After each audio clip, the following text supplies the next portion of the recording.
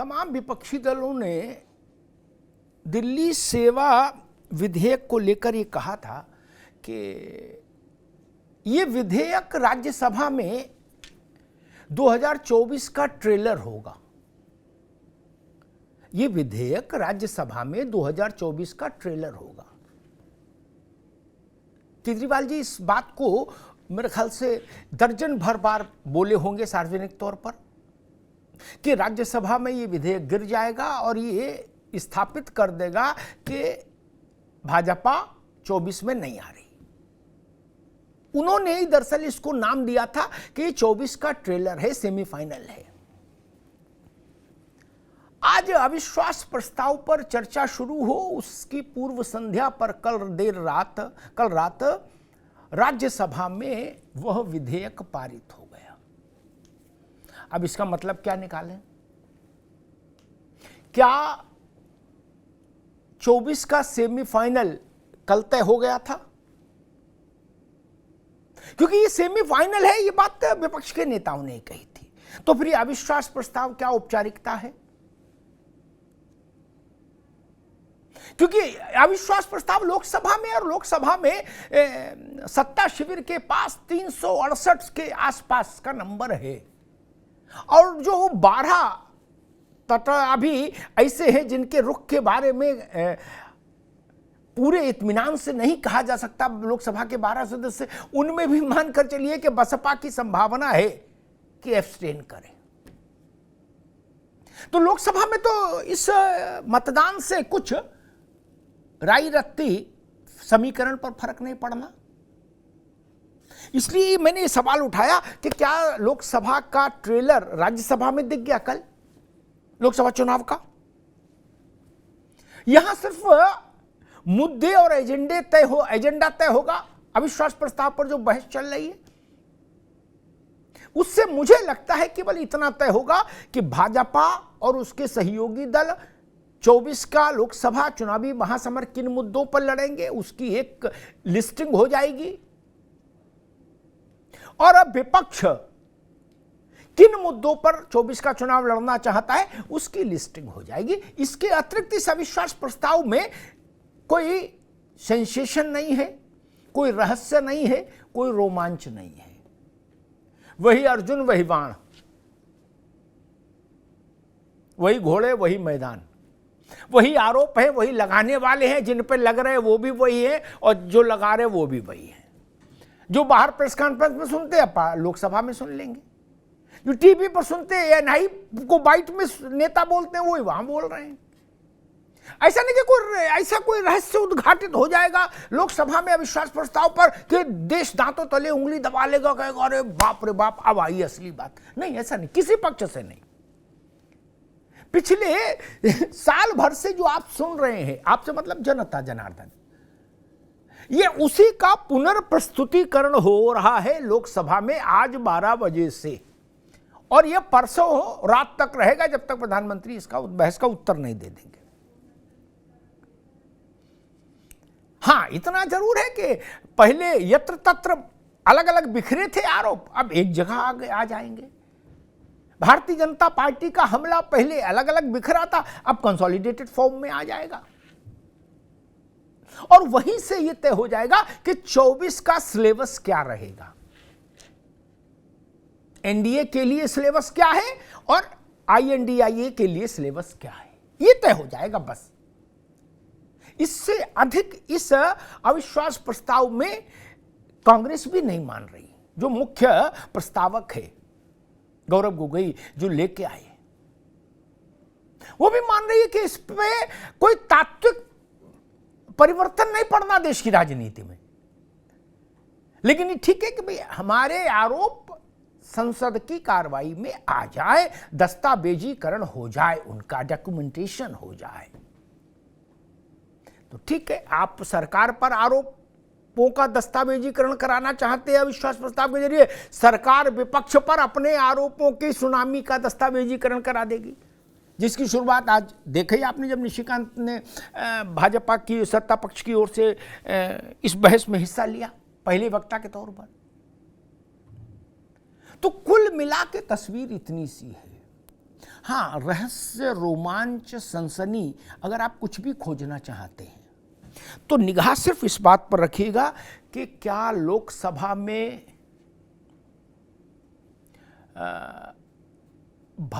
India voting के लिए तैयार होगा, या प्रधानमंत्री जब बोलने खड़े होंगे उसके बाद उनका भाषण सुनने के बाद बहिष्कार करके चला जाएगा। मेरी समझ कहती है बहिष्कार करके चला जाएगा, वोटिंग में नहीं जाएगा और यह ध्वनिमत से गिर जाएगा अविश्वास प्रस्ताव।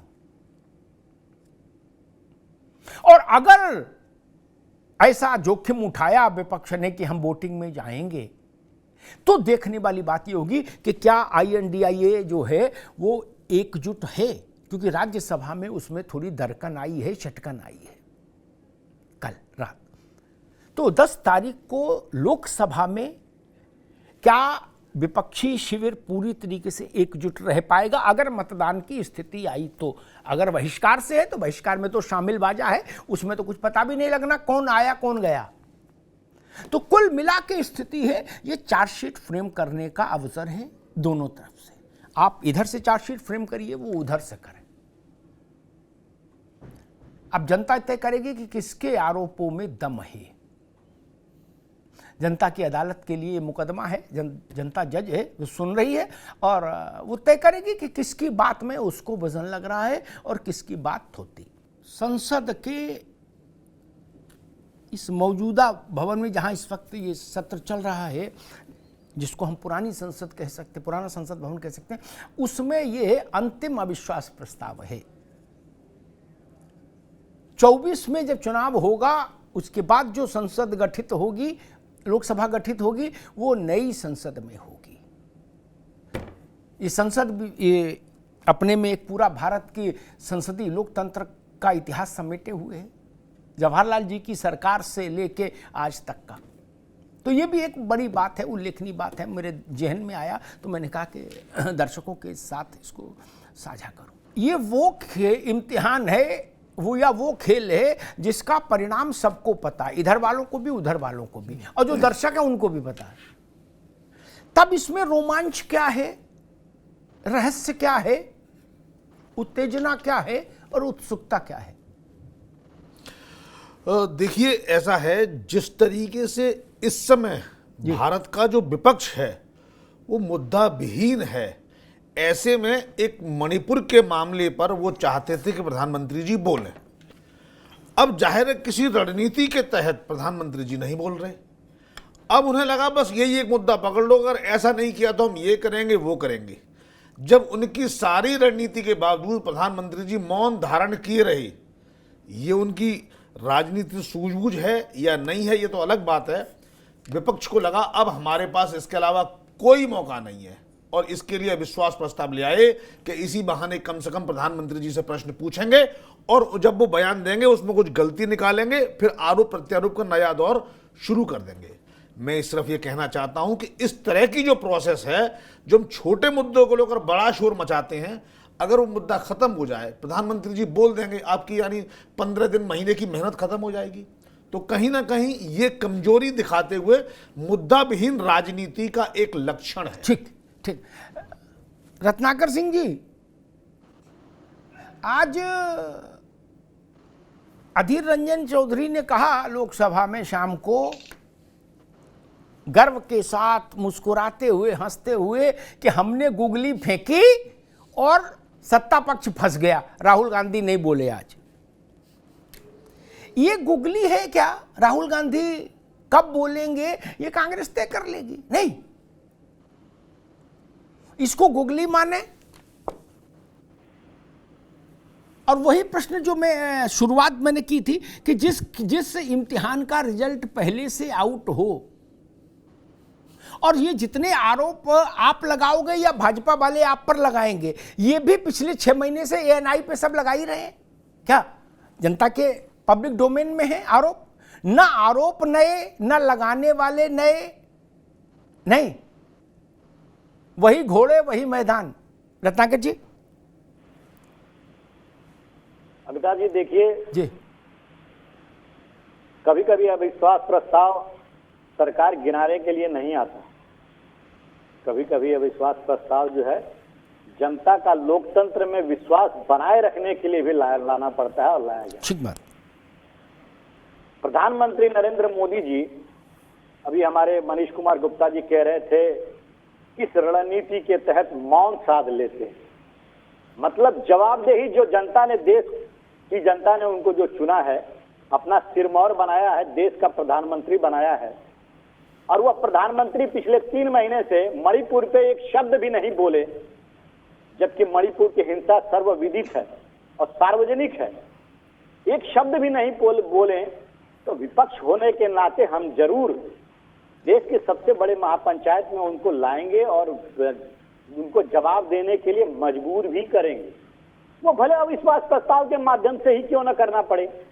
आखिर में मणिपुर इतने दिनों से जल रहा है, प्रधानमंत्री जी की आखिर में क्या मजबूरियां हैं, कौन सी स्ट्रेटेजी साध रहे हैं कि मणिपुर पे कोई एक्शन नहीं ले रहे हैं, मौन साधे हुए हैं। जब देश की संप्रभुता की बात होती है, अखंडता की बात होती है, तो अभी कौन सी स्ट्रेटेजी अपना लेते हैं, मौन साध लेते हैं।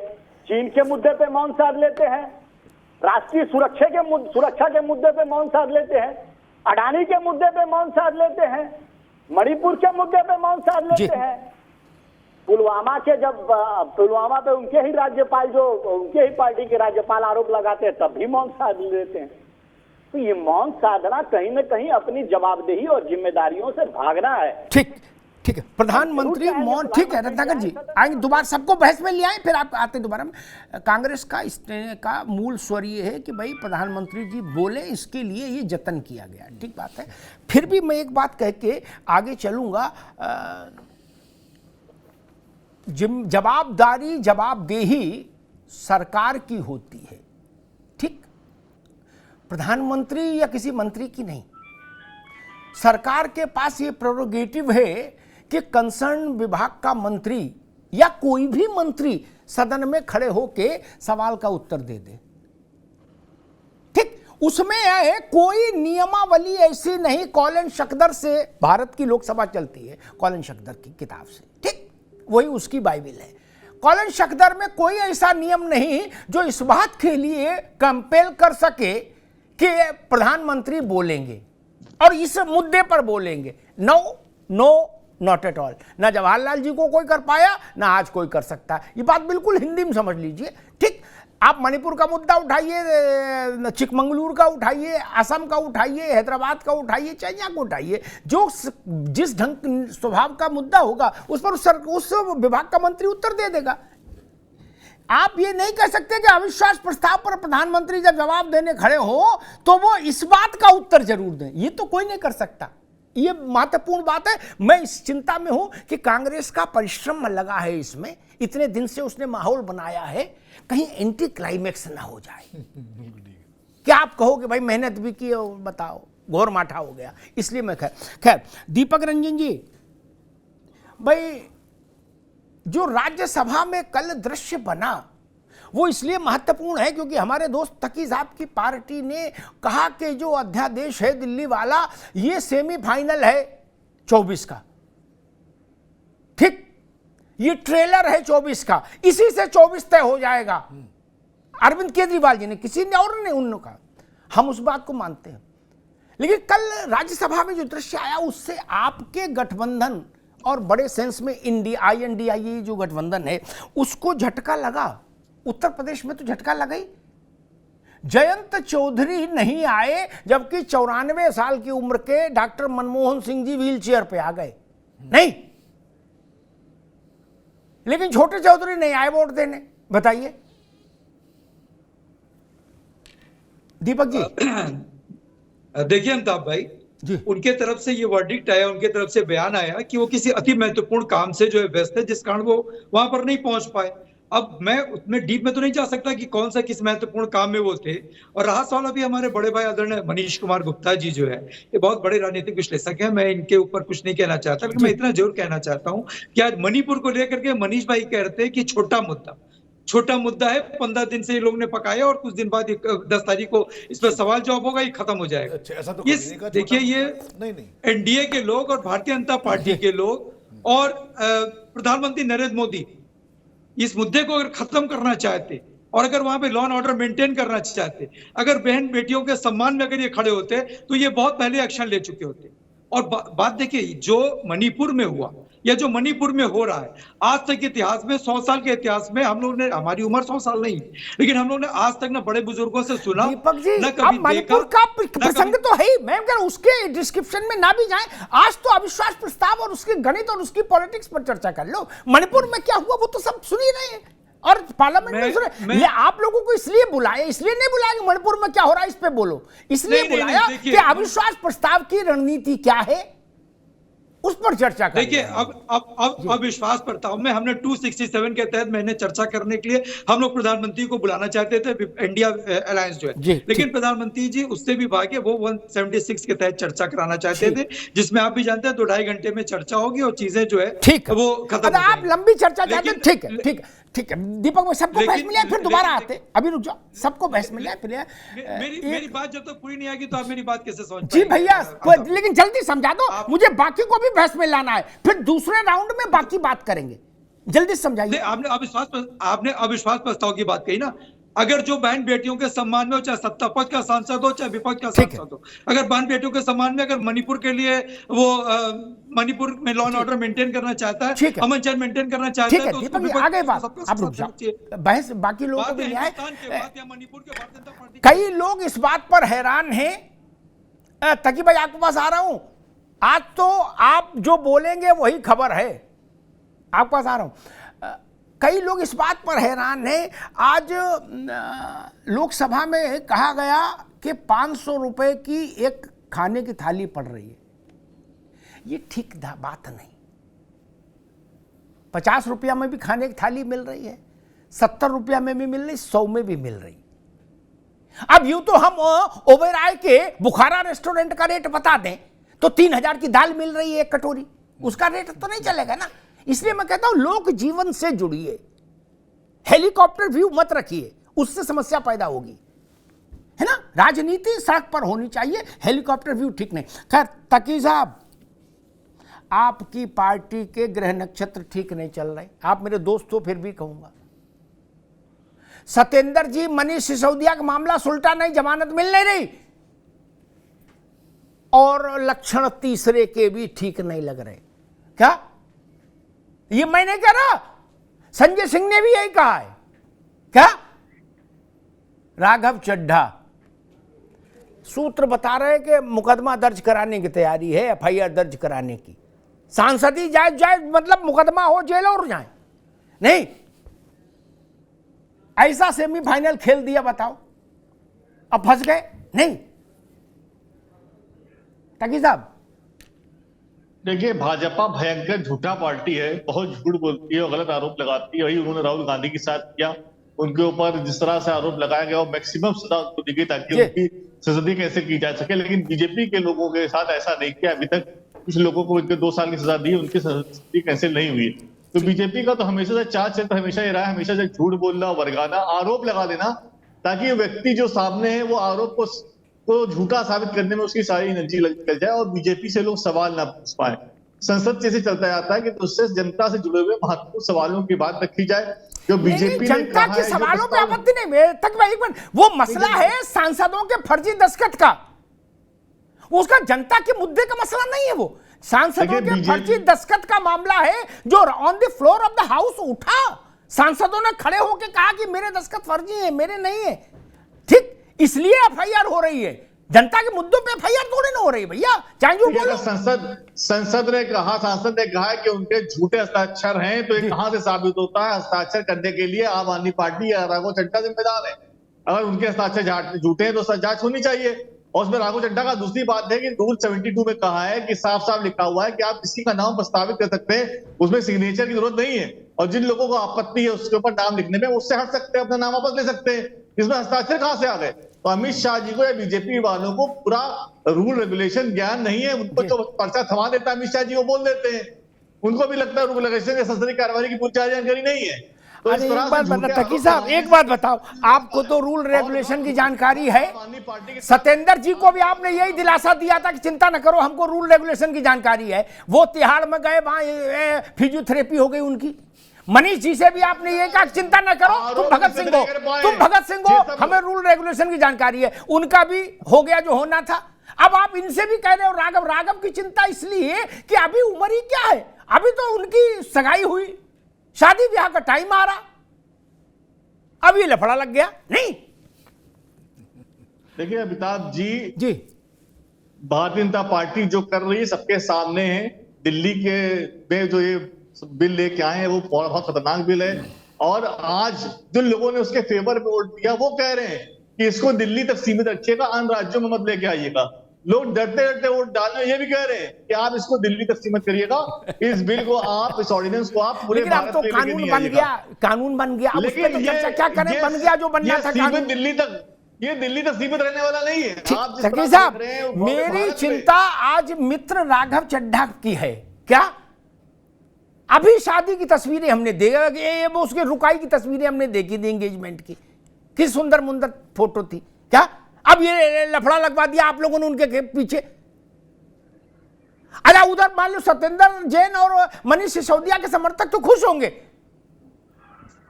कि चलो भाजपा झूठी पार्टी वो किसी हद तक भी जा सकती है विपक्ष को फंसाने के लिए, उसको झूठे इल्जाम लगाने के लिए, और खुद ही को सिग्नेचर के कह दें किसी और ने सिग्नेचर कर दिए। इनसे कोई तवक्को नहीं है, इनकी कोई लिमिट नहीं है, कहीं इसी हद तक भी जा सकते हैं झूठे आरोप लगाने अच्छा, में। और तकी साहब एक मिनट बताओ, तकी साहब अरविंद जी ने कहा कि ये जो बिल है दिल्ली सर्विसेज बिल, ये 24 का सेमीफाइनल है, 24 का ट्रेलर है, इसको हम राज्यसभा में गिराएंगे और गिरा के देश भर में मैसेज जाएगा कि भाजपा 24 में फिनिश हो गई। नहीं, अब इसको क्या माना जाए, अब क्या माना जाए, ये उनका वर्जन ही कोट कर रहा हूं मैं। देखिए, अगर बिल के फेवर में, बिल के खिलाफ जो वोट पड़े हैं उसको आप देखिए तो बहुत ज्यादा अंतर नहीं रहा। एनडीए को 112 वोट मिले हैं और जो इंडिया उसको 102 वोट मिले हैं, तो सिर्फ 10 वोट का अंतर रहा है। बाकी बीजेपी एक वोट से तो भैया, एक वोट से तो वाजपेयी जी की सरकार गिर गई।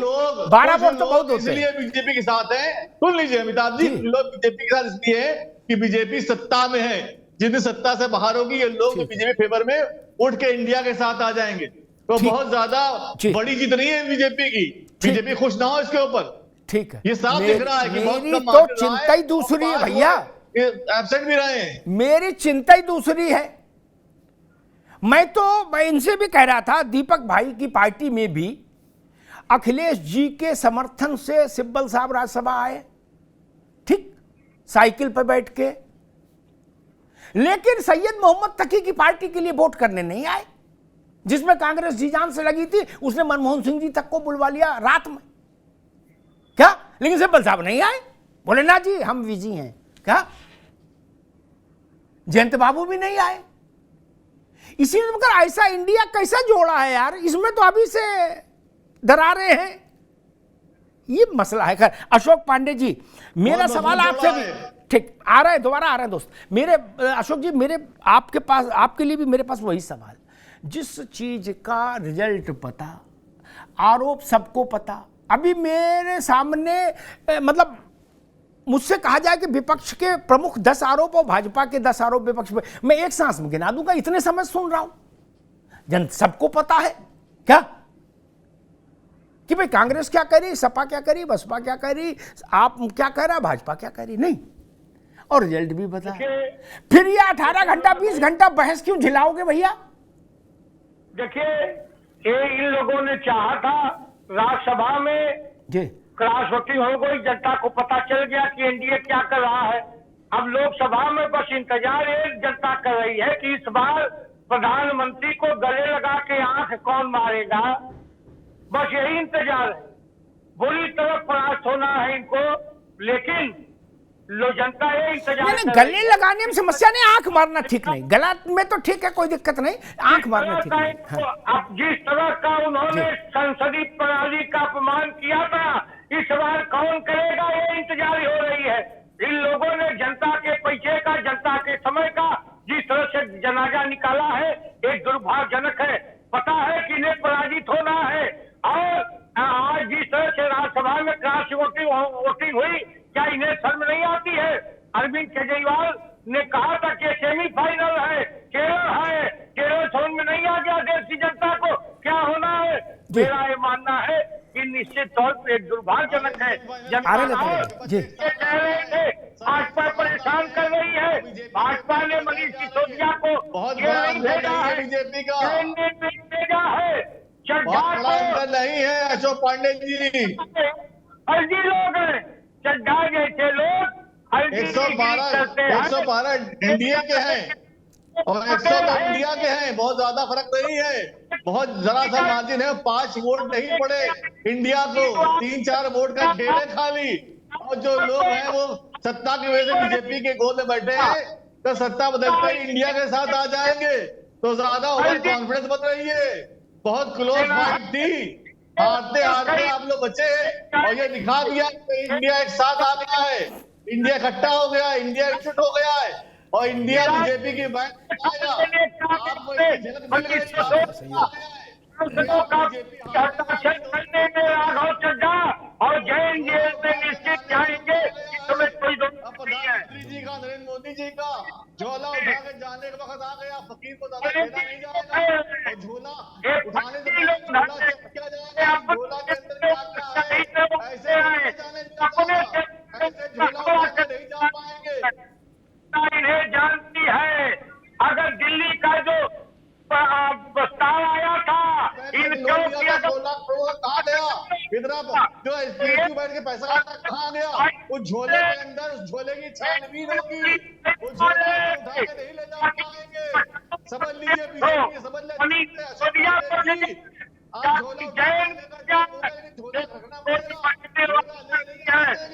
अच्छा दोनों लोग रुकिए। एक स्पेसिफिक सवाल है पांडे जी आपसे, तकी साहब अभी रुकिए। जयंत चौधरी, कल अमित शाह जी ने अपने राज्यसभा भाषण में एक बार जिक्र किया था इलू का, ठीक, इलू तो सब समझते ही है क्या? मैं सीधे पूछ रहा हूं, जयंत चौधरी के साथ आप लोग कुछ इलू चल रहा है क्या? देखिए, मेरा ये मानना है राजनीति में कोई अस्थायी दोस्त और दुश्मन नहीं होता। कुछ लग रहा है मुझे, खुशबू आ रही है इलू की। नहीं है। जब इस देश में हत्या कराने वाली दीदी और भ्रष्टाचार करने वाली कांग्रेस इलू कर सकती है, तो कहीं भी इलू हो सकता है। भाई वैलेंटाइन डे तो अभी फरवरी दूर है, ये तो इलू अब मुझे अभी दिखाई दे रहा है पांडे जी। अरे इलू का नाम ही इंडिया है। अरे भरभरा के पुल गिराने वाले नीतीश कुमार, हत्या कराने वाली दीदी और कोयला स्पेक्ट्रम घोटाले वाले, चारा घोटाले वाले, ये सभी एक जगह इंडिया यानी काट की हंडी। अरे भैया, अच्छा अशोक जी एक सवाल और पूछ लें, फिर मैं रत्नाकर जी के पास जाऊंगा, उत्तर लूंगा उनसे जितने आप आरोप आपने लगाए।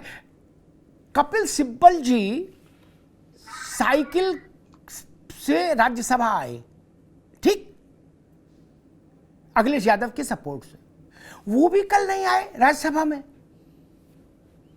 आपका क्या मैनेजमेंट है भाई? आप सब तरफ जाल फेंक रहे हो, सब जगह इलू कर रहे हो, कितनी चिट्ठी लिख रहे हो? जो सच है, जो सच के साथ चलेगा वो हमारे साथ है, जो इन झूठों के साथ चलेगा वो आज ये स्थिति में है। जिस पार्टी के 3 मंत्री जेल में हो, वो भी राजा हरिश्चंद्र बन रहा हो। झूठा कौन है? तमीज में दायरे में रह करके बात करिए। झूठा भारतीय जनता पार्टी मतलब झूठ की गारंटी, भारतीय जनता पार्टी मतलब भ्रष्टाचार की गारंटी, ये क्या झूठ की बात करेंगे? जी सर, जहां जिन लोगों ने अतीक अहमद के कुत्ते से हाथ मिलाया था, वो भी अब बतियाने लगे। मुलायम चलो मान लो पशु प्रेमी हो सकते हैं, पशुओं के प्रति प्रेम हो सकता है, ठीक है। मेनका गांधी चलाई नहीं अभियान पशु प्रेम का, हाँ ठीक, बढ़िया हो सकता है। आप कुत्ता वाली बात छोड़ो, अब मान लो कि पशु प्रेमी रहे होंगे। लोगों का प्रेम अतीक अहमद से था, मुख्तार अंसारी से था, विकास दुबे से था। इन लोगों ने राजनीति को का अपराधीकरण किसने उत्तर प्रदेश में किया था? इन्हीं लोगों ने से हम लोगों का था। अरे कुछ तो शर्म कर लो अशोक भाई, विकास दुबे से हम लोगों का था। और केसीनाथ त्रिपाठी को अतीक अहमद क्या कहते थे? केसीनाथ त्रिपाठी को क्या कहते थे अतीक अहमद? नंद गोपाल नंदी से क्या उनका कनेक्शन था? नंद गोपाल नंदी से आदरणीय मुलायम सिंह यादव नेताजी को पद्म विभूषण की सरकार ने देने का काम किया। इन्हीं लोगों ने किया है, इन्हीं लोगों ने भ्रष्टाचार को शिष्टाचार बताया है। ये वही लोग हैं, मुजफ्फरनगर के जनता ही लोग हैं। रिपोर्ट आई कि जो दंगा में समाजवादी पार्टी का हाथ है, ये दंगाई भी है। ये एक साथ मणिपुर में भी बोल लीजिए अशोक भाई, एक मणिपुर की बहन बेटियों के लिए बोल लीजिए। पूरा मणिपुर चल रहा है, उसमें भी तो बात कर लीजिए। आपसे दंगाकारी कौन होता है? आपसे बड़ा दंगाकारी कौन होता है? ठीक है, दोनों लोग रुकिए, मैं रत्नाकर जी के पास चलूंगा। दोनों लोग रुकिए। एक ये भी व्याख्या है कि नूह की जो घटना घटी उसका जो सामाजिक और धार्मिक एंगल है उसकी तपिश पश्चिमी उत्तर प्रदेश में है। मैं बड़ी गंभीर बात कह रहा हूँ और जो लोग राजनीति के विद्यार्थी हैं वो समझ पाएंगे कि मैं क्या कह रहा हूँ। ठीक, खोल के नहीं कहूँगा लेकिन इतना पर्याप्त है। और उस तपिश में जयंत चौधरी की पार्टी के लिए बहुत मुश्किल है साइकिल के साथ आगे जा पाना। उसी तपिश का परिणाम था कि 2019 में सपा बसपा कांग आरएलडी सबके साथ होने के बाद भी चौधरी अजीत सिंह जी चुनाव हार गए थे। ये उसी तपिश का काम था। 2013 मुजफ्फरनगर दंगे की प्रकृति और नूह के दंगे की प्रकृति एक है, इसलिए सिहरन जयंत चौधरी को होना ही चाहिए। वो उसका नतीजा देख चुके, पिता पुत्र दोनों हार गए। सपा से अलायंस होने के बाद हार गए, बसपा से अलायंस होने के बाद हार गए। इसलिए मैं बार बार उस ओर इशारा कर रहा हूं, उनके लिए समस्या। खैर रत्नाकर जी, भाई दिल्ली का बिल पास होना था, पास हो गया, लेकिन ये जो एक भद्रा लग गई पीछे है, राघव चड्ढा के लिए एक समस्या पैदा हो गई। संजय सिंह ने खुद वीडियो डाल कहा कि राघव चड्ढा की मेमोरी जाने वाली है। क्या आप लोग उनकी मदद में धरना प्रदर्शन आंदोलन करोगे कि नहीं, या बस मामला बोले ठीक है भाई संसद तक था, अब आगे चुनाव में अपना अपना रास्ता देखो? नहीं,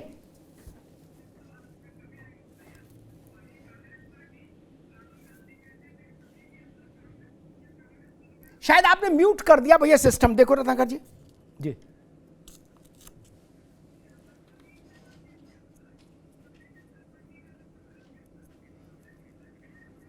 भैया देखो, दोबारा जुड़े। मनीष जी, यही प्रश्न है, क्या कांग्रेस, इंडिया और आम आदमी पार्टी का रिश्ता आगे चलेगा या नहीं? देखिए, जिस बात की संभावना भाजपा के नेताओं ने कही है, मैं भी लगभग उसी पर एक प्रश्न और जोड़ता हूं, फिर आंसर जो चेहरे शीशे की तरह साफ हो जाएगा। आज अगर ये बात मैं अरविंद केजरीवाल जी से पूछता हूं कि क्या शीला दीक्षित और पी चिदंबरम भ्रष्ट हैं, तो इनके पास जवाब नहीं होगा। नतीजा साफ है। अरविंद केजरीवाल जी ने स्पष्ट कह दिया कि हम गुजरात में मिलकर चुनाव लड़ेंगे। क्यों लड़ेंगे? क्योंकि वहां गुजरात में इनकी नींव पक्की हो जाएगी, कांग्रेस की नींव और कच्ची हो जाएगी। पंजाब और दिल्ली में वो कोई सहयोग नहीं करेंगे। तो आज आम आदमी पार्टी बिल्कुल नहीं कहेगी हम गठबंधन से दूर हैं, वो कहेंगे गठबंधन में हैं, लेकिन दिल्ली और पंजाब में गठबंधन नहीं होगा, सिर्फ गठबंधन होगा गुजरात में, यानी कांग्रेस के वोटरों की कॉस्ट पर होगा। जी ठीक बात, ठीक। मतलब ये है कि पंचों की राय सिर माथे, खटोला यहीं बिछेगा। रत्नाकर जी, मसला वही है कि मनीष जी जेल गए, सत्येंद्र जी जेल गए, उनकी फोटो आई, एक्यूपंक्चर और क्या क्या फिजियोथेरेपी सब का मामला आई, अब जानते ही हो, पुराने आदमी हो। कांग्रेस ने उसमें उनके खिलाफ ही रुख रखा, बोले हाँ ठीक है, 4 डंडे और मारो इन सब के। क्या अब जो नई परिस्थिति बनी है उसमें राघव चड्ढा, जैसा संजय जी कह रहे, मान लो राघव चड्ढा पर संकट आया तो कांग्रेस एक गठबंधन के नाते जी जान लगाएगी, धरना प्रदर्शन आंदोलन उनके समर्थन में। मेरी आवाज आ रही है अमिताभ जी आपको? जी आ रही भैया जी। देखिए अमिताभ जी, मैं आपका एक आपके प्रश्न का छोटा सा जवाब देना चाहूंगा, उसके बाद मैं अशोक जी की बातें जो इन्होंने कही उस पर आना चाहूंगा। जी। देखिए, राघव चड्ढा जी ने कल ही अपने इसके बारे में उन्होंने स्पष्ट रूप से कहा है कि जब मैं सदन में आऊंगा और इन सब चीजों पे चर्चा होगी तो मैं स्पष्ट रूप से जवाब दूंगा उसके ऊपर। तो ये कहीं ना कहीं अभी जो है उनके तरफ से क्लैरिफिकेशन आना बाकी है, और वो सच है कि झूठ है ये जांच का विषय है, और चीजें जब क्लियर होंगी तो हम आगे की रणनीति तय करेंगे, पहली चीज। दूसरी चीज, मैं अशोक जी की बातों पे आना चाहूंगा। देखिए अमिताभ जी, आज भारतीय जनता पार्टी के लोगों की मानसिकता का स्तर कितना छोटा हो गया। जब हम राष्ट्रहित के मुद्दे पे सदन में अविश्वास प्रस्ताव लाते हैं और प्रधानमंत्री जी को चाहते हैं कि वो जनता को जवाब दे, जिसकी जवाबदेही है वो जनता को जवाब दे, तो ये कहते हैं कि अब तो इंतजार है कि राहुल गांधी आंख कब मारेंगे। इस तरह की बातें कहना मतलब आप क्या प्रदर्शित करना चाहते हैं? मैंने आपके बीच में बोला नहीं है। पांडे जी, उनकी आवाज बात आ जाए फिर आपको अवसर मिलेगा, उनकी बात आ जाए। जी रत्नाकर जी, जी मेरी आप बोलिए, कुछ अलग पद्धति है, आप बोलिए भैया जी। देखिए अभी ये जो है इस देश के जो राष्ट्रहित का मुद्दा है, इतना गंभीर मुद्दा है कि सुप्रीम कोर्ट ने स्वयं संज्ञान लिया। और सुप्रीम कोर्ट जब गृह मंत्रालय जो नाकाम हो गई, मोदी सरकार जब नाकाम हो गई, तो स्वयं से एक जांच कमेटी सुप्रीम कोर्ट ने बिठाया। मतलब आप मामले की गंभीरता को समझ रहे हैं? जिसको ये आंख मारने की घटना से तुलना कर रहे हैं, क्या मानसिकता हो गई है आज इन लोग की। हम चाहते हैं, ये इंडिया चाहता है कि प्रधानमंत्री, छोटा सा जवाब रहेगा, ये इंडिया चाहता है कि प्रधानमंत्री नरेंद्र मोदी जी उसी तरह राष्ट्र धर्म का पालन करें जिस तरह से 2002 में अटल बिहारी वाजपेयी दंगे के बाद गुजरात में विजिट किए थे। हम ये चाहते हैं कि मनमोहन सिंह यूपीए सरकार में असम में जब हिंसा हुई थी 7 दिन वहां पे गए थे और आकर सदन में भी बोले थे। हम ये चाहते हैं कि प्रधानमंत्री जी अपनी जिम्मेदारियों को समझें। ठीक है रत्नाकर जी, ठीक बात है जी, ठीक बात है, बिल्कुल आपने ठीक बात कही। लेकिन मेरे ख्याल से जो बात आंख मारने का आया तो उसको इस सेंस में मत लीजिए। मूल विशेष ये है कि सदन में कोई भी पक्ष आंख मारने जैसा कौतुक ना करे, तब गंभीरता रहेगी। कोई आंख मारेगा तो बवाल हो गई होगा। आंख बाहर मारो, घर में मारो, अमिताभ जी आर्टी पार्टी में जाओ वहां मारो, सदन को आंख मारने का अवसर नहीं ना। वही तो वो कह रहे हैं, इसमें लड़ाई किस बात की भाई? इसमें सब लोग सहमत हैं, सदन में आंख नहीं मारी जानी चाहिए। इसमें तकी साहब को भी एतराज नहीं होगा, दीपक रंजन को भी नहीं, किसी को नहीं हो सकता। आंख मारना है दोस्त यारों के बीच में मारो, होना चाहिए, असंसदीय भाषा का प्रयोग होना चाहिए सदन में। ठीक है, इसलिए ये तर्क ठीक नहीं। आंख नहीं मारनी, आंख तो किसी को नहीं मारनी चाहिए। उसको किस संदर्भ में लेते हैं? ठीक, हम कांग्रेस पार्टी, क्या आम आदमी पार्टी की गोद में बैठी है? किस तरह की बात असंसदीय बात करते हैं ये लोग? उन सब विषयों पर भी तो चर्चा होनी चाहिए। सदन में सुबनखा कहते हैं एक महिला सांसद को प्रधानमंत्री नरेंद्र मोदी जी, उस पर भी तो बात होनी चाहिए। ये भी असंसदीय। रत्नाकर जी अब रुकना होगा, अब रुकिए। जितने विषय, एक मिनट पांडे जी, एक मिनट रुकिए, एक मिनट मुझे कनेक्ट करने दीजिए, एक मिनट रुकिए दोनों लोग। जितने आरोप आपके पास हैं और जितने वक्ता आपके हैं, जितनी आपकी वहां उपस्थिति है, उतना समय मिलेगा। ठीक, आप अपने आरोप लगाइए, 1947 से ढूंढ के लाइए। ये अपने आरोप लगाएंगे, अब काहे की जाऊं 18-20 घंटे यही होना है। अंदर जवाबी कीर्तन, यही तो जवाबी कीर्तन ही तो चलना है ना। आप भी लगाओ, वो भी लगाओ, वो कहीं नहीं ये बोला, उनने बोला। नेहरू जी से शुरू करो, आज तक फरियाद लो। मैं उसके बाद की चर्चा के लिए आया था। आप उससे 18-20 घंटे तो हो ही रहा वहां संकीर्तन। मैं समझना चाह रहा था उसका नतीजा क्या निकल रहा है। ये कहे कुत्ते से हाथ में क्यों मिलाया, आपको आंख क्यों मारी, वो कहे बिल्ली को क्यों पकड़ा, वो कहे कबूतर क्यों छोड़ा, ये कर लेना। कोई कहेगा कौवा क्यों मार गया चोंच राघव चड्ढा के। अब इन बातों को कोई अर्थ है क्या? और 18 घंटे पर करोगे भी क्या? तो भाई यही करो कर। तकी साहब, एक बड़ी ये चर्चा बार बार गूंजती है राजनीतिक गलियारों में, तो मुझे लगा आप स्पष्टवादी आदमी हैं, आपसे पूछ लूं कि आम आदमी पार्टी और कांग्रेस का अलायंस या इंडिया में आम आदमी पार्टी की उपस्थिति का मूल वजह थी, चुंबक था दिल्ली वाला विधेयक। आम आदमी पार्टी का कंसर्न था विधेयक गिर गया, और विधेयक पास हो गया, उसकी कोशिश सफल नहीं हुई आम आदमी पार्टी की। अब उनका इंडिया में रहने में क्या लाभ, ऐसा चर्चा कही जा रही है। आप इस पर कुछ प्रकाश डालेंगे? देखिए अमिताभ जी, अभी मनीष कुमार जी कह रहे थे, उन्होंने 2-3 नाम गिनाए थे, तो मैं इनसे पूछना चाहता हूँ, इन्हीं की सवाल को इनसे पूछना चाहता हूँ कि येदियुरप्पा, हेमंत विश्वास, अजीत पवार, ओम प्रकाश राजभर, नारायण राणे, सुनील जाखड़, अरे ये इसलिए पूछ रहा हूँ कि आप इन दोनों से गठबंधन कर लिए हैं, आप कांग्रेस से मिलकर काम कर रहे हो, और आपने आरोप लगाया था, और अभी आप थोड़ी देर पहले कह रहे थे कि भाजपा राहुल गांधी पर आरोप लगाती है। मेरा सिर्फ ये पूछना है, जिसके साथ आप मिलकर चल रहे हैं, ओहो, आपका काम जवाब देना है भाई। पार्टी के प्रवक्ता हैं आप, पार्टी के प्रवक्ता हैं आप जवाब दीजिए ना। आप भी भाजपा की तरफ बच के भागना चाहते हैं? कहेंगे या नहीं कहेंगे? आप मेरा इसका जवाब दीजिए ना। आपने 2 लोगों के नाम बताए, अच्छा, आप 12 लोगों के नाम बता रहा हूँ। ये सब करप्ट हैं, ये सब करप्ट हैं। अब आप बताइए, शीला दीक्षित करप्ट है कि नहीं है? ये सब करप्ट हैं, ये सब भ्रष्ट हैं। अब आप बताइए, शीला दीक्षित जी और चिदंबरम जी करप्ट हैं या नहीं है, बताओ। मैंने माना जो नाम आपने दिए सारे के सारे भ्रष्ट हैं। अब आप बता दो, शरद पवार भ्रष्ट हैं कि नहीं है? हसन मुशर्रफ, जिसके ऊपर 100 करोड़ रुपए घोटाले का आरोप बीजेपी ने लगाया था, हाँ, ये भ्रष्ट हैं, ये भ्रष्ट हैं, ये भ्रष्ट हैं। अब आप बताइए, मैं आपसे इतना ही पूछ रहा हूँ। तकी साहब, मेरी बात आ रही है अब तक? मैंने इनको मान लिया, अब आप भी बता दो। भाजपा की तरफ से प्रवक्ता बोल रहे हैं। जब आपकी परेशानी दूसरी है भाई, मैंने तो मान लिया सारे भ्रष्ट हैं। आपको बैठाएंगे नहीं फिर। देखिए, आपको बीजेपी की तरफ बोलना, आप ऐसा तो बोलिए, आपकी कुर्सी खतरे में आ जाएगी। कुछ तो सोचिए। आप अपने आप फंस चुके हैं तकी साहब। इस प्रश्न का जवाब तो क्या पूरी कांग्रेस और पूरी आम आदमी पार्टी के पास नहीं है? एक अकेला शेर बचा है, एक अकेला शेर है संदीप दीक्षित, वो खुलकर कह रहा है, और कांग्रेस की भी हिम्मत नहीं है उसका विरोध कर ले। अकेला संदीप दीक्षित कह रहा है। शेर अकेला हो गया है, वो 38 लोगों को साथ लेकर टहल रहा है, वो कह रहा है शेर अकेला कहाँ गेला, संदीप दीक्षित।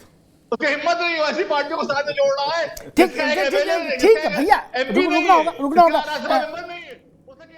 हम लोग जब चर्चा के लिए जुड़ रहे थे, उसी समय का एक डेवलपमेंट था, उसका ताल्लुक इंडिया के फॉर्मेशन में है। झारखंड के मुख्यमंत्री हेमंत सोरेन के खिलाफ 1000 करोड़ रुपए के घोटाले में नोटिस हो गया। अभी कुछ नाम गिनाए थे तकी साहब ने, कौन कौन लोगों के कि ये सब घोटालेबाज हैं। कुछ नाम मनीष जी ने गिनाया कि ये भी घोटालेबाज हैं।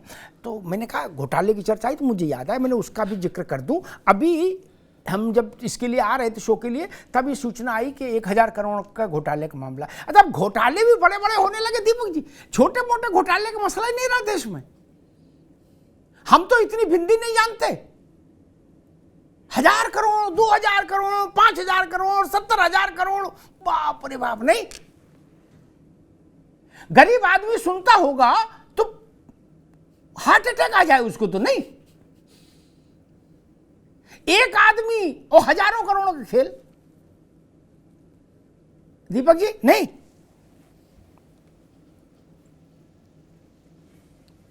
दीपक रंजन जी आपको आवाज जी नहीं, आप वो डिस्कनेक्ट हो गया था, अभी उन्होंने फिर से पैच किया। मैं दोबारा अगर आप क्वेश्चन रिपीट कर दें एक बार। जी, मैं कह रहा हूं कि अभी जब हम लोग शो की तैयारी के लिए यहाँ आ रहा था, मैं ऊपर शो स्टूडियो, तभी सूचना आई कि झारखंड के मुख्यमंत्री और INDIE के सदस्य हेमंत सोरेन के खिलाफ 1000 करोड़ रुपए के घोटाले में प्रवर्तन निदेशालय ने नोटिस जारी किया है।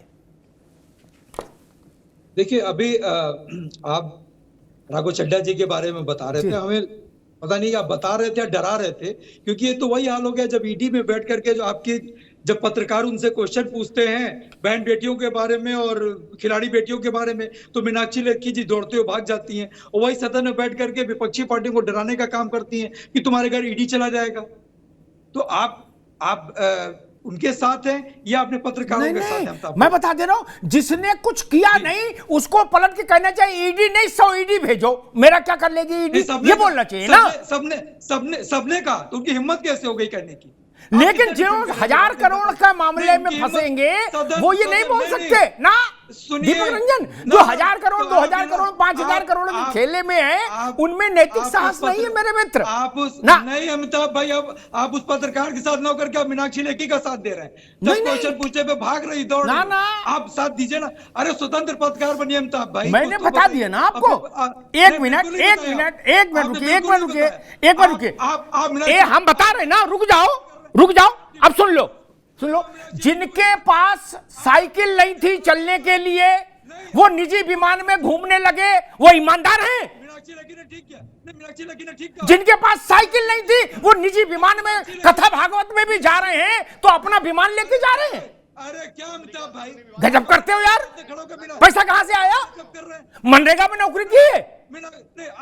जो चूहा मार दवा बेचते थे साइकिल पर माइक लगा के वो 10,000 करोड़ के मालिक हो गए और ज्ञान दे रहे हो सब लोग मिलके। अरे मीनाक्षी लेखी कौन होती है? गजब बात करते हो यार। दिखाने वाली ये तो हमको बताओ ना, ये पैसा आया कहां से?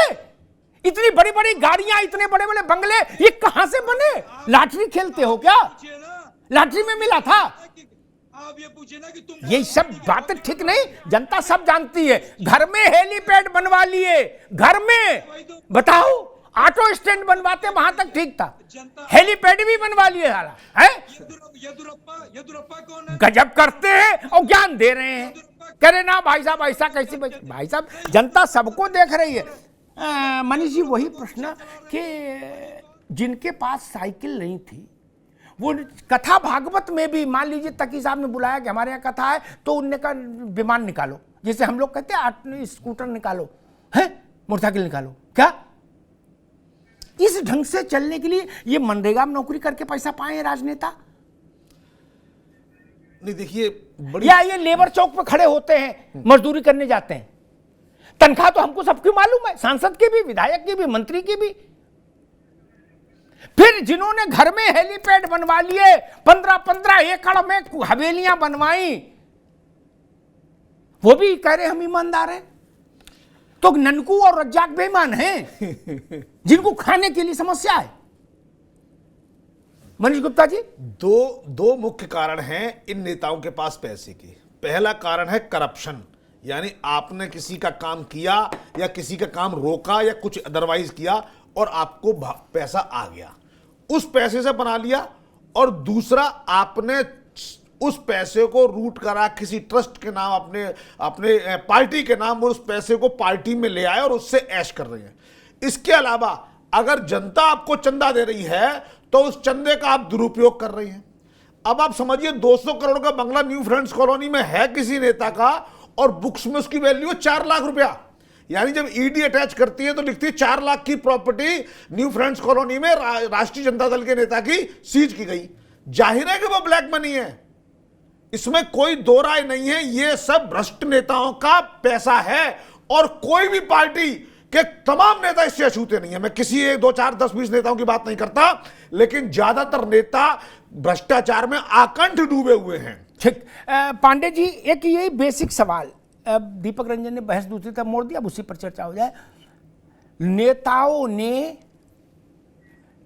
सुबह निवृत्त होते समय प्रक्षालन के लिए रिमोट वाले कमोड लगवा लिए क्या, जिनमें पानी कितना गर्म चाहिए ये भी रिमोट से तय हो रहा है। मनरेगा में नौकरी करते हैं, मजदूरी करके लाए हैं पैसा। पांडे जी बिल्कुल आपने देखिए, बिल्कुल आपने सही कहा। गजब तमाशा इस मुल्क में चल रहा है। जो प्राइमरी स्कूल में मास्टर थे वो हेलीकॉप्टर से चलने लगे, वो सैफई महोत्सव कराने लगे, 17-18 आदमी शपथ ग्रहण करके एक साथ पिता पुत्र चाचा बैठ के माधुरी दीक्षित का छम्मा छम्मा देखने लगे। ये किसका बच्चा था? ये उत्तर प्रदेश में भ्रष्टाचारी लोगों ने किया, वो दिखाई दे रहा है, वो दिखाई दे रहा है। उनको पद्म भूषण, आप आवाज क्यों बंद कर देते हैं भाई? लोहिया रहते तो कुआं में कूद के मर गए होते। अरे उनको पद्म विभूषण किसने दिया? पद्म विभूषण की सरकार ने दिया, पद्म विभूषण की सरकार ने दिया। विनोद पे हो गया अशोक भाई, तो बोल कैसे लोग हैं? पदवी भूषण की सरकार ने दिया। जो व्यक्ति आज दुनिया में नहीं है, पूरी भारतीय जनता पार्टी सदन की सभा में नहीं थी, पूरी भारतीय जनता पार्टी सभा में पड़ी थी उनको श्रद्धांजलि देने के लिए, और ऐसी बातें कर रहे हो। अरे कुछ तो शर्म करो अशोक पांडे जी, कुछ तो शर्म करो। एक परिवार के 30-40 लोग सत्ता हथियाए बैठे थे। अरे क्या परिवारवाद की बात करोगे, क्या परिवारवाद की बात करोगे? कि समाजवादी पार्टी एक परिवार की जो पार्टी है क्या कर रही है, कहां से कहां पहुंच गई। जी ठीक है, एक मिनट रुकिए, मैं एक छोटा सा प्रश्न मेरे जहन में है, मनीष उस पर छोटी सी टिप्पणी लूंगा, फिर बहस का समय भी समाप्त हो रहा है। अमिताभ जी एक बात कोई भी इस ढंग के जो कार्यक्रम होते हैं जो सत्ता में रहते कराए जाते हैं और कहा जाता है इसका पैसा जनता ने दिया, ठीक ठीक। जैसे उदाहरण के लिए सैफई महोत्सव पिछले 6 साल से या 5 साल से सैफई महोत्सव नहीं मना, और मना भी होगा तो बहुत छोटे स्तर पर मना होगा। क्या वहां जो फिल्म के बड़े चेहरे आते थे, जहाज का मतलब वहां सैफई की जो एयर स्ट्रिप है उस पे जहाज ऐसे उतरते थे जैसे मेस्टन रोड और पी रोड में कानपुर में ऑटो नहीं रुकते चौराहे पे, उससे ज्यादा धक्का धक। क्या एक से एक बड़ा जहाज, क्या बोले शाहरुख खान उतर रहे, सलमान खान उतर रहे, माधुरी दीक्षित हुए, और कौन भगवान जाने, मैं तो उतना नाम भी नहीं जानता। लेकिन उसके बाद से नहीं हुए, संस्कृति के प्रति प्रेम खत्म हो गया। भाई वो अगर सांस्कृतिक जागरण था तो उत्तर प्रदेश में सरकार बदलने के बाद सांस्कृतिक जागरण बंद क्यों कर दिया गया, ये समझना चाह रहा हूं। जाहिर है कि ये पैसा जनता का नहीं, ठेकेदारों का था और सत्ता के डीलर्स का था, जिन्होंने कुछ काम करवाने हैं। जैसे कोई बड़ा सीमेंट का उत्पादक है, उन्होंने कहा भाई ये जिम्मेवारी तुम्हारी है। कोई गाड़ियों का शोरूम है, उसका भाई ये जिम्मेवारी तुम्हारी है। तो ऐसे करके पूरे कॉरपोरेट स्टाइल में अलग अलग व्यापारियों को जिम्मेवारी बांट दी 2 पर्पस से। या तो भाई तुम अगर नहीं करोगे तो तुम्हारा कांड कर दिया जाएगा, और अगर कर दोगे तो तुम्हारा लाभ हो जाएगा। सीधा सीधा सत्ता की हनक और सत्ता की ठसक से ये कार्यक्रम होते थे। एक नेता ने कभी कहा था कि हमने अपनी बालकनी में गमलों में गोभी उगा के कई करोड़ रुपए कमाए, वो दिखाए हैं। हिंदुस्तान में लाखों लोगों ने बालकनी तोड़ डाली गमले रख के, क्या हुआ जाया कुछ नहीं, 2-4-6 गोभी निकले। दरअसल ठीक, जनता को बेवकूफ समझते हैं क्या? बालकनी में गोभी उगा के गमले में 20 करोड़ सेटल करना चाहते हो और ननकू और रज्जाक को मूर्ख समझ रहे हो? ना जी ना। और अगर ये अभिनेता अभिनेत्री प्रेम में आते थे तो अब क्यों नहीं आते? अगर ये सांस्कृतिक उत्थान करने प्रेम में आते थे से भाई, तो अब क्यों नहीं आते? ये प्रश्न नहीं पूछे जनता। इसलिए मैं कहता हूं इन विषयों पर भारत का राजनीतिक वर्ग जो है ना, वो समूचा वर्ग, लगभग समूचा वर्ग कटघरे में खड़ा है। इसलिए उसको बहुत ज्यादा इन विषयों पर नहीं बोलना चाहिए। हमने आंखों से ऐसे ऐसे महल देखे ना, 15-15, 20-20 एकड़ में बने हैं महल। राजतंत्र है क्या? पैसा कहां से आया? पैसा कहां से आया? लखनऊ में एक महल है, देखिए, लाल पत्थर का महल है, लगता ताजमहल है कि लाल किला है। नहीं, 12 फुट ऊंचा गेट है उसका, उसको खोलने के लिए एक दरवाजे में 6 लोग और दूसरे दरवाजे में 6 लोग लगते, तब वो गेट खुलता है। ये लोकतंत्र है? ये लोकतंत्र है? और हमसे कहते हो अग्निहोत्री जी बहस नहीं करो, इसको मान लो लोकतंत्र है, हम लोग गरीबों के लिए लड़ रहे हैं। बोले कैसे? बोले 12 फुट का गेट लगा के। क्या गजब कर रहे हो? कोई दूसरा कहता है 5 करोड़ की कार में चल के हम गरीब की चिंता कर रहे हैं। अच्छा जी, और जो पैदल चल रहा है वो क्या कर रहा है? अजब तमाशा क्रिएट करके रख दिया। छुट्टी मनाने लंदन, हॉलैंड, पोलैंड जा रहे हैं लोग, हैं, और कह रहे हम तो गरीब की चिंता में दुबरे हैं। अच्छा, गरीब को समझ नहीं आ रहा। अरे आपने कमोड भी रिमोट संचालित लगा दिया अपने घर में। ये भारत के गरीब जनता के साथ इससे विभत्स मजाक हो सकता है क्या? मैंने कब कहा आप डब्बे से ढो? अरे जेट लगवा लीजिए, 200-500 रुपया वाला लगवा लीजिए, 1000 रुपया वाला लगवा लीजिए, और फिर भी बाहर निकलेंगे तो ऐसा चेहरा बना के निकलोगे कि लगेगा कि बिल्कुल निपट गरीब हैं, इनकी जेब में 2 रुपया नहीं।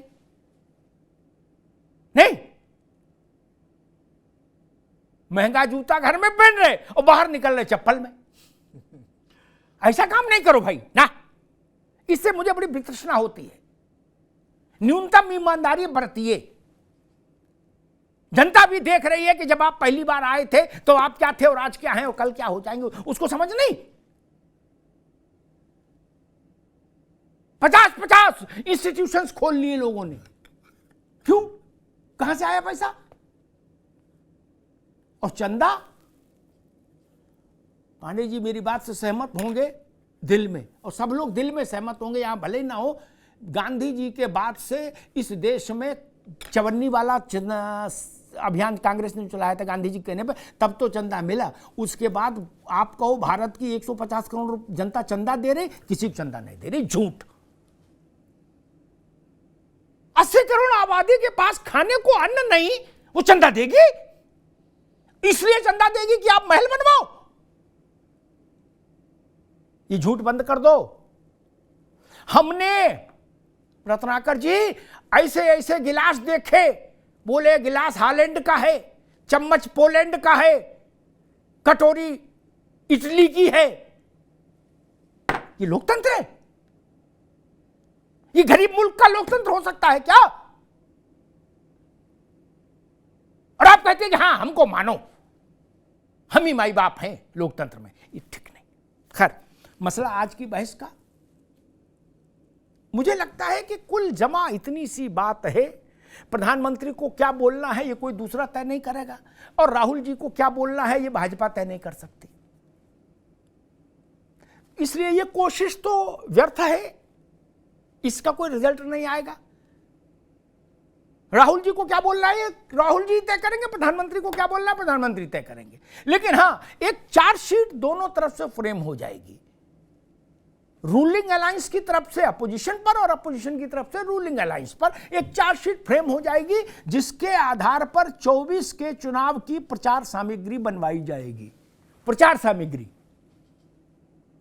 और नेताओं के भाषण का टेक्स्ट उसमें से आएगा। बस, इसके अलावा मुझे नहीं दिखता इससे कोई बहुत तात्विक फर्क आना है।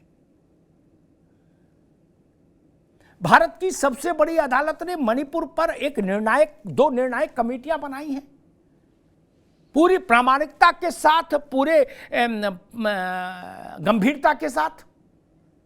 और देश की सबसे बड़ी अदालत जब खुद मॉनिटरिंग कर रही है तो फिर मुझे कोई संदेह नहीं रह जाता। उसकी मॉनिटरिंग से बड़ा और ईमानदार प्रयास क्या हो सकता है देश में? सुप्रीम कोर्ट को सैल्यूट है।